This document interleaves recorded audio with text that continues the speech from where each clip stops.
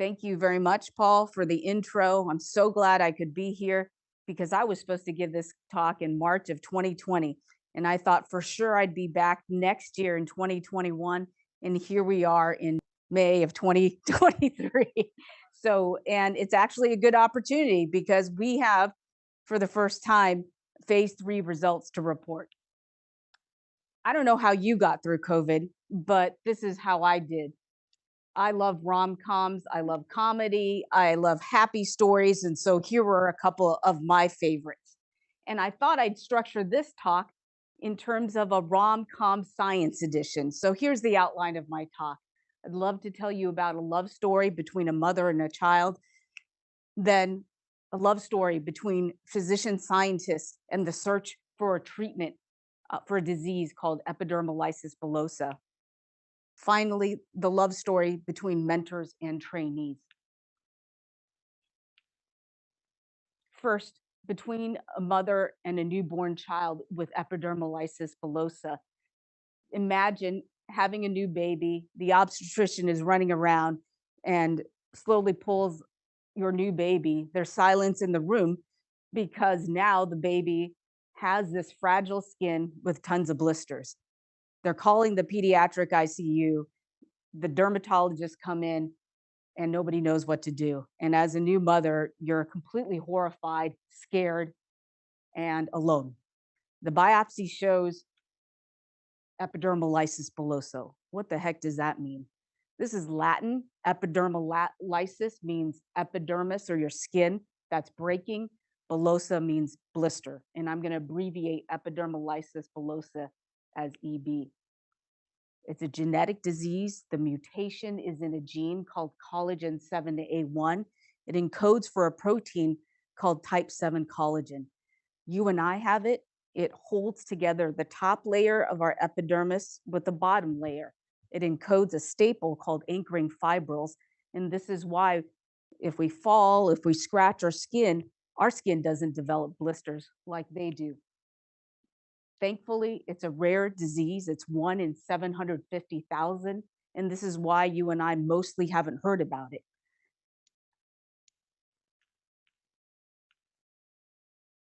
Children born with EB are also known as butterfly children. Why? Because their skin is as fragile and delicate as butterfly skin. You can see that the blisters break. They have these superficial skin wounds. Over time, it heals, but then over repeated trauma and repeated blistering, the wounds don't heal. And they have these gigantic wounds that are painful, they're itchy. And the worst part is their parent or caregiver over time has to spend 2 to 3 hours a day dressing these wounds that are painful and itchy. And over time, the parent almost becomes a bit of a tormentor for the child. So it completely changes the parent and child dynamic. So far, the standard of care is really just these bandages that are changed day after day. These kids suffer from increased mortality, morbidity because of infection, anemia, and the most severe forms, the patients die of squamous cell cancer because of so much inflammation in these wounds. Our goal is to heal wounds by putting back that missing gene and that functional protein. And we can do this as dermatologists. That young child that was born, for patient privacy reasons, his initials are GS. That was a newborn that was here at LPCH, Lucille Packard Children's Hospital.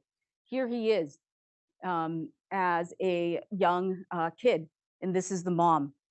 She was so alone, but she reached out through other parents. She learned how to wrap her child and wrap the fingers of the child so it wouldn't fuse over time and become a huge scar called a mitten hand deformity. And now she is a clinic coordinator in our wonderful EB clinic. And this young child, GS, when I was a medical student at Stanford, was the first person who introduced me to EB and inspired me to work in this field. Here he is at age 21 in a magazine story about the physician scientists at Stanford working for a treatment for EB. Peter Mrinkovich is shown here with Paul Kavari as well. So the love story number two is our long commitment to find a treatment for EB. What is this? This is gene therapy. So what we do is we take two 8 millimeter punch biopsies from the patient's non-wounded skin.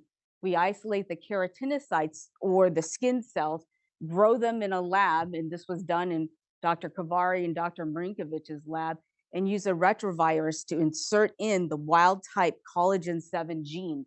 In about 25 days, from two little biopsies, we can generate 6 iPhone shaped skin grafts.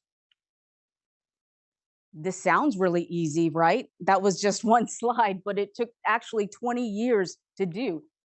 And we couldn't have done it without a small group of committed scientists and a lot of research. It started first in the mice with preclinical studies funded by the NIH and EBMRF. The founder, Lynn Anderson, is here today, and another EB foundation, EBRP.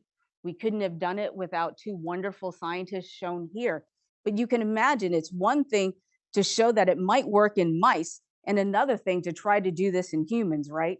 So in order to do this experiment in humans, you have to have clean, qualified, high quality reagents. The scientists had to build a clean bubble room. Many of you are engineers and computer folks, right? Hardwares and chips manufacturers. You know how sterile these rooms had to be. And this is what they had to do to create and manufacture these gene therapy grafts. This is the place, the LCGM, located on California Avenue, where we eventually created and manufactured these gene therapy grafts. The scientists started in the morning, and by 2 o'clock, 6 gene therapy grafts were made for the patient that was anesthetized and ready in the operating room. And you would have never guessed, from California Avenue to the Packard Children's Hospital, there were a couple of challenges, a couple of speed bumps, both figuratively and literally. And these are the speed bumps. So the scientists drove the gene therapy grafts in media, and as they went over the speed bumps, the media would splash. So we had to create techniques and transportation systems to make sure that the grafts would stay stable and sterile. So these are just little details, and I won't tell you the other 100, 1,000 details that took all of us to get to this stage. At Stanford, first, we had to do a phase 1/2A trial, and that's the beginning stages of a clinical trial. Gene therapy is still incredibly new, and so we enrolled 7 adult patients. Each of these patients have multiple wounds. So in each patient, we could treat 6 individual wounds with these gene therapy grafts. These grafts were safe. It didn't lead to more infection. It didn't lead to squamous cell. We saw wound healing, and on serial biopsies, we could detect that missing collagen 7. So I'll walk you through these photos. At baseline, that photo, first on the most left-hand side, is a photograph of a large wound on an EB patient's arm. This wound has been present for 10 years. It's 9 out of 10 pain, 9 out of 10 itch. It never heals. On the day of surgery, we applied 2 of these gene therapy grafts, and they're labeled A and B. 9 months later, you do see some healing where you don't see the red, raw, open wound. And now the patient says she's only has 1 out of 10 pain and 1 out of 10 itch, which is a remarkable improvement for someone who has dealt with this wound for 10 plus years. Very importantly here, what you can see is on serial biopsies of the grafts at baseline, 3 months, 6 months, and 12 months, what we detect in the skin is now this green line. This green line shows you where the collagen 7 is. It wasn't detected at baseline. And so what we're able to show you is that we see wound healing and we see molecular correction with the collagen 7. It's the collagen 7 that's causing the wound healing. So I've summarized the phase 1 and the phase 2 results. Stanford's a university. It is not a company, it is not a biotech or pharma. Stanford is not going to produce these grafts to distribute worldwide for all EB patients. So the foundations introduced us to a company called Abeona, which is a gene therapy company. And Abeona is located in Cleveland and in New York. And so this presented other challenges. Here we have patients ready for the phase 3, waiting in the OR. And now these gene therapy grafts have to be flown from Cleveland in the morning to the operating room for a 2-hour surgery. And let's just say the gene therapy grafts, Mr. or Mrs. Box, now have 1K status on United. What is the surgical procedure? The gene therapy grafts, 6 of them at least, are hand carried by the Abeona technicians from Abeona, the GMP facility, to the operating room. The surgeon debrides or cleans up the wounds on the patient. The EB patient's leg is shown here. Then they carefully suture using stitches the EB101 grafts onto the cleaned wounds, and the patient's arm is shown here. Remember, up to 6 of these EB101 grafts can be placed on the patient. I forgot to tell you that once the company took over the technology and licensed it from Stanford, the gene therapy grafts are called EB101. For the phase 3 clinical trial, we enrolled 11 EB subjects, 10 at Stanford and 1 at University of Massachusetts. And these are the results. Of the 11 patients are shown here. 21 was the average age, 2 were pediatric. And for the initial phase 1-2 clinical trials, they all had to be adults because we weren't sure if the gene therapy trial could be safe enough for kids. In the phase 3, we could enroll adults and kids. Each patient had up to 6 pairs of wounds. So that means 1 wound with EB101, the gene therapy grafts, and 1 wound with control, which was standard treatment, no grafts, and standard dressings and wraps. The wounds, 43 randomized to treatment, 43 randomized to control, were similar based on location, similarly in terms of wound duration, about 60 months old, similar in terms of pain severity for itch severity. Here's one example of a patient with a large wound on the left. This is the left thigh with a large wound in the middle. On the day of surgery, the surgeon could debride that area, clean up that wound, and fit 3 EB101 grafts. How do we know those are the grafts? You can see the corners where the EB101 graft is tattooed, such that at follow-up at week 24, or 6 months later, we followed the tattoos and outlined the size of the EB101 grafts and see that we see nice wound healing where the open wounds are now closed. Again, this patient's pain went from 10 out of 10 to 0, and the itch was decreased as well. When you talk about clinical trial endpoints, you negotiate with the FDA for a long time. What is success? What is the goalpost look like? So in our discussions with the FDA, we said 50% wound healing or greater and a reduction in pain. And in our assessments, this healing was 75% or greater. This is the second example. 2 discrete wounds located on this individual's upper trunk. And you can see on the day of surgery, the wounds are opened up, debrided, the EB101 grafts are placed on. And then at week 24, at follow-up, the top graft shows 75% or greater healing. The bottom graft shows even better healing at 100% wound healing. The top graft showed a little bit of blistering right there, but both of them show wound closure at a high level. Here is a summary of the wound healing results of the phase 3. The red bar show you the EB101 wounds. The gray bars show the control wound. This graph shows the percent of the EB101 treated wounds that reached greater than 50% wound healing at week 24. The important thing to see is red bar always does better than gray bar at week 24, at week 12, and at week 6. All of these are statistically significant. When you look at the endpoint of 75% or greater wound healing, again, red bar does better than gray bar. EB101 does better than the control wound.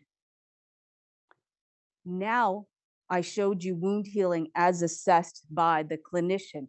What if you ask the patient, how does pain do in the wounds treated by EB101, the red bar, or in control wounds that are untreated? So this graph shows pain reduction from baseline. Again, the red bar is EB101, the gray bar is the control. Pain is reduced. There's a lower amount of pain in EB101, the red bar compared to the gray bar at week 24, week 12, and week 6. These are all statistically significant. If you ask the caregiver if the pain of the patient is much or very much reduced, it is higher in the red bar compared to the gray bar. If you ask the patient about itch, the itch is reduced in the red bar compared to the gray bar. I'm really excited about the future. What are we going to do next? Well, it's not done. What we're going to do next is surgery is still challenging. Not everybody can undergo general anesthesia and go through surgery.